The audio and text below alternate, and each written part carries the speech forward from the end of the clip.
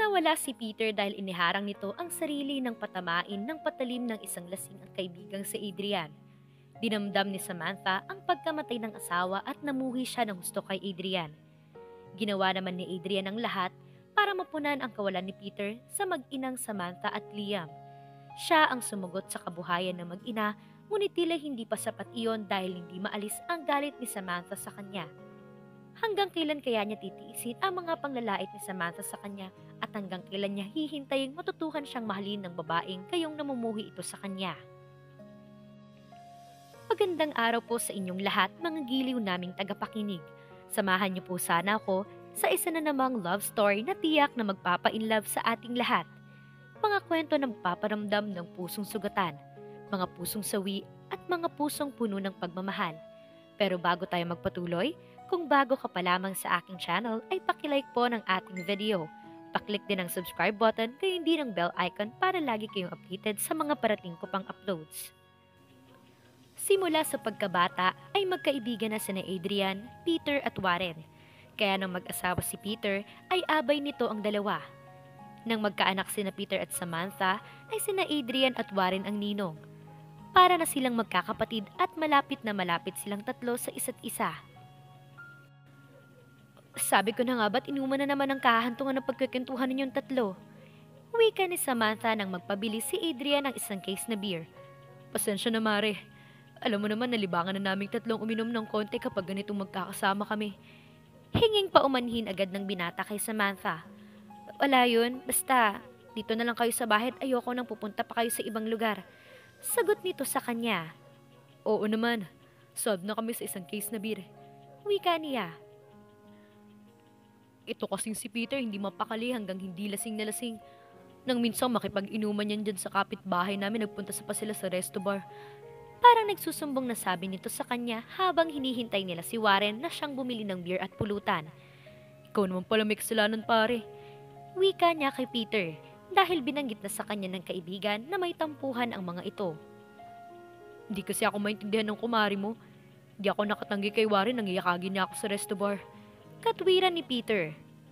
Lasing ka na't hindi na dapat dumadayo sa ibang lugar ng isang lalaking nakainom. Malapit ka sa gulat, iniingatan lang kita kaya ayokong aalis ka kapag lasing. Katwiran naman ni Samantha. Pare, tama si Samantha. Malapit ka sa disgrasya at dapat mong ingatan ng sarili alang-alang sa pamilya mo. Payo niya sa kaibigan. Hayaan mo na't di na mauulit. Sabi ni Peter sa asawa. Adrian, pare narinig mo sinabi nitong asawa ko. Kapag inulit pa niya ang kanyang ginawa, talagang magagalit na ako. Muling wika nito. Huwag kang mag-alala Mare. Pati ako magagalit din kay paring Peter kapag naulit ang pagpunta niya sa isang lugar ng lasing. Nagkasundo ang mag-asawa at naging masaya sila sa kanilang pag-iinuman. Lasing ka na naman. Sita ni Elena sa bunsong anak. Ma, nagkatuwaan lang ho kami ng mga kumpare ko. Sagot ni Adrian sa ina. Nagkatuwaan? Araw-araw na nagkakatuwaan kay mga kaibigan mo kaya hindi ka nakakaipon. Sermon ng ina sa kanya. Binata ho ako, kaya hindi maiiwasan akong gumastos kapag nagkakatuwaan kami ni na Peter at Warren. Adrian, matuto kang mag-ipon ng pera para kapag nag-asawa ka ay mayroon na kayong mapagsimulan sa isang maliit na negosyo. Hindi pwede na palagi ka nalang ganyan. Walang direksyon ng buhay mo at wala kang alam kung hindi ang gumastos. Hayaan niyo simula sa sunod na sweldo ko ay mag-iipon na ako ng pera sa bangko. Pangako niya sa ina. Dapat lang, hindi naman para sa akin ang ipunin mo, kundi para sa kinabukasan mo. Magpapahinga na ho ako at may trabaho pa ako bukas. Paalam ng binata sa ina. Tulog agad si Adrian paglapat pa lang ng likod niya sa kanyang kama. Kinabukasan ay maaga siyang pumasok sa kanyang trabaho. Pero nauna pa rin sa kanya si Warren dahil 5 AM to 2 PM ang schedule nito. Para kang di nalasing kagabi ah. Bati ni Adrian kay Warren habang nagsusupervise siya sa mga pabrikante. Kailangan kong gumising at pumasok ng maaga dahil factory worker lang ako. Hindi katulad mo na supervisor. Kaya kahit nasing at masakit ang ulo ay tuloy ang trabaho. Sagot ni Warren sa kanya. Si Peter, dumating na ba? Tanong niya kay Warren habang hinahanap ng kanyang mga mata ang isa pa nilang kaibigan. Kanina pa rin yun, kasabay ko. Nasaan na kaya yun? Muling sabi niya bago iniwan si Warren sa pwesto nito para tingnan ang trabaho ng iba pang mga factory worker. Nakasalubang ni Adrian si Peter. Galing ito sa CR. Pare, mag-undertime ako. Pinagpapawisan ng malapot na sabi ni Peter sa kanya. Bakit? May problema ba? Masama ang tiyan ko eh. Ganun ba? Sandalit gagawa ko ng sulat. Ipakita mo na lang to sa gwardiya para palabasin ka. Wika niya habang gumagawa ng kapirasong sulat. Salamat pare. Ikaw nang bahala magpaalam sa management sa nangyari. Bili ni Peter sa kanya bago nagmadaling umalis. Napailing na lang si Adrian. Pagdating ni Peter sa kanilang bahay ay pinainom agad ito ng gamot ni Samantha. Pero hindi na ampat ang pag-CR nito, kaya nakadama na siya ng pag-aalala para sa asawa. Peter, kailangan magpatingin ka na sa doktor. Maghapon ka ng ganyan. Baka matuyuan ka ng tubig sa katawan. Nag-aalalang sabi ni Samantha. Wag na. Wala tayong perang ibabayad sa doktor at wala rin tayong pambili ng gamot. Sagot ni Peter sa kanya habang nakangiwi ito dahil sa sakit ng tiyan. Tatawagin ko na si Adrian at Warren. Manghihiram muna ako sa kanila para makapagpa-doktor ka. Huwag na Samantha, nakakahiya naman sa kanila.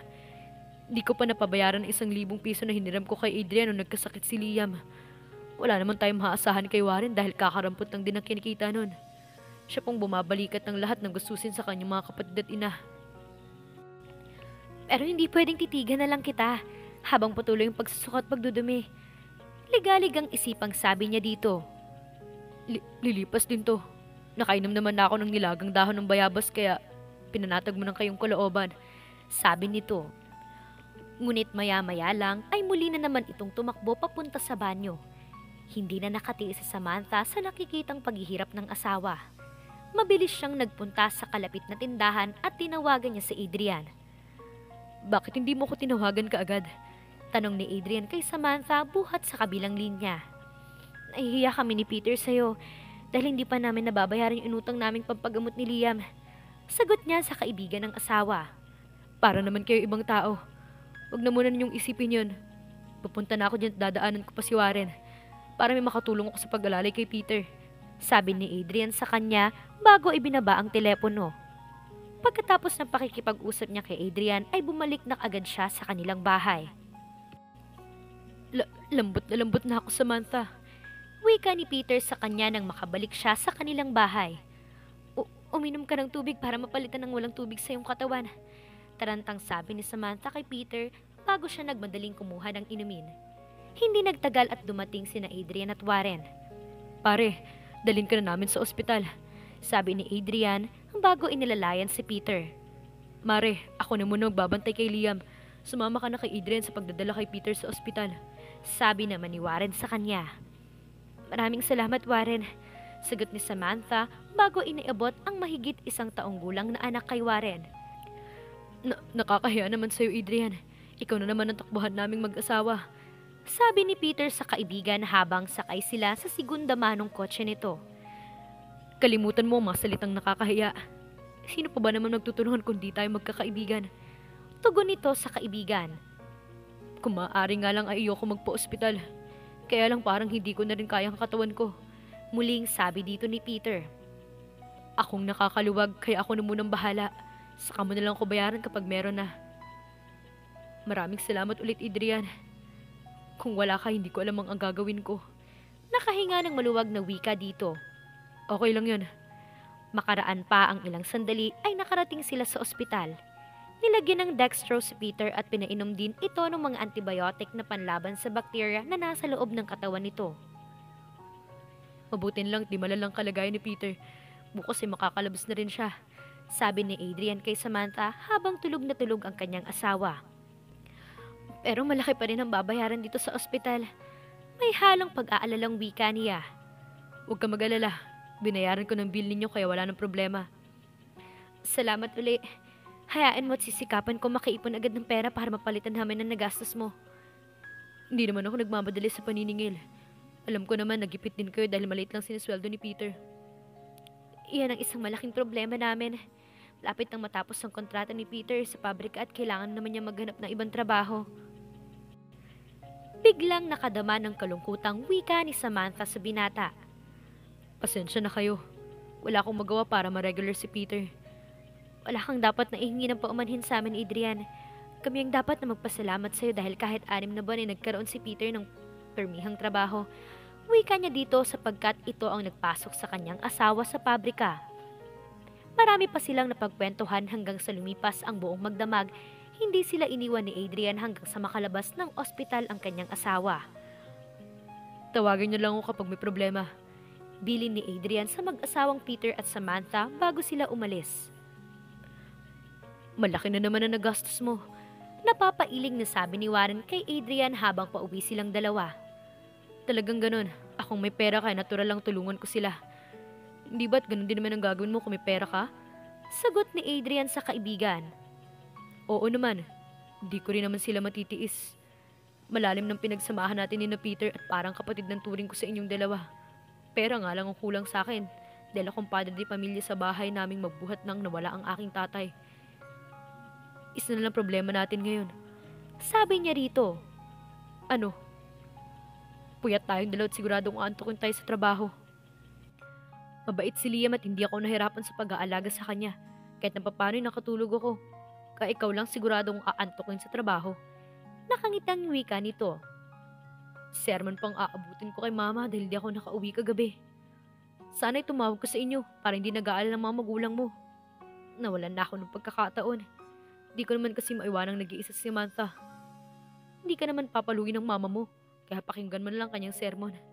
Nang aasar na wika ni Warren. Hindi nga nagkamali si Adrian. Sermon ang kanyang inalmusal pagdating niya sa kanyang bahay. Ang bihira kang bata ka. Hindi mo ba naisip na hindi ako makatulog bunga ng matinding pag-aalala hanggang di ka dumating? Galit na tanong ni Elena sa bunsong anak. Ma, pasensya na ho kayo. Emergency lang kaya hindi ako nakauwi kagabi. Nagpapaunawang sabi niya sa ina. Palagi ka na lang ganyan. Bakit ba hindi ka pa mag-asawa pero meron ko ng paglaanan ng panahon at atensyon mo? Hindi puro mga kaibigan mo lang yung pinagkakaabalahan. Muling sabi nito. Ano ang gagawin ko kung hindi ko pa nakikilalang babaeng aking pakakasalan? Saka, hindi na ibang taong turing ko kina Peter at Warren. Kaya hanggang may magagawa ko, tutulungan ko silang dalawa. Sinasabi ko na sa'yo, mag-ipon ka para sa kinabukasan mo. Hindi habang buhay kang malakas. Baka pag bigla kang nagkasakit at nangailangan ng pera, kailangan ko pang mangutang ng panggastos mo. May mga benefits naman ho ako makukuha sa aking trabaho kung sakaling dumating ang araw na kinatatakutan nyo.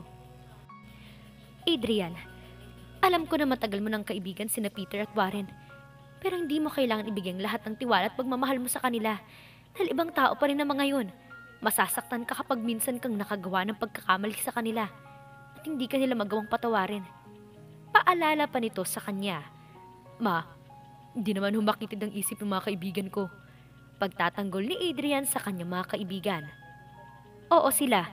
Ipanong kanilang mga asawa. Mabait din naman si Samantha. At alam ko na kahit paano ay marunong tumanaw ng utang na loob ang mga yon. Bahala ka.